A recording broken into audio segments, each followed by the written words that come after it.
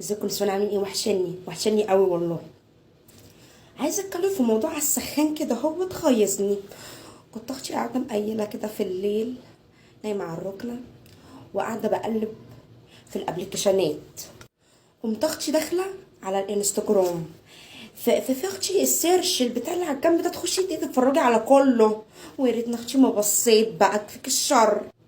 اما لقيت ناس باركه على ناس، ولقيت شورت كلوت، واختي حتى البتاع اللي كانت سترانه، يعني كلنا عارفين اسمها.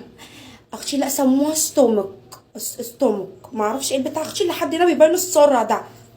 انا توغوشت، قلت دي اكيد ممسوكه زلل مثلا. اختي كان واحد ومراته واتمسك عليهم زلل ونزلت الصوره كده اهو. ده هاكر، اكيد ده هاكر، اكيد ده مش حقيقي. اختي لقيت في الكابشن انت اللي ليا والحته الجوانيه، ودي نازله عن عمد، يعني الصور دي نازله عن وعي. خير اخويا، خير اختي بقى، لا خير، لا في ايه بالله عليكم كده فهموني في ايه.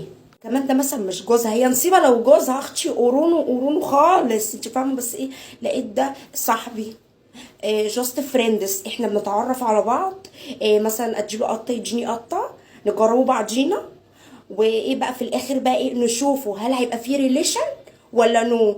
اختي طب والله عليكي، طب والشورتات كلوتات والاستومك والسره والبيرسينج، اختي كان ده كان محسوب من ضمن ايه؟ من ضمن ايه التبس ده ولا ايه اما؟ وانت اختي تعالي في الشارع ماشيه عادي، واحد قالك لو سمحت ايه يا اخويا في ايه؟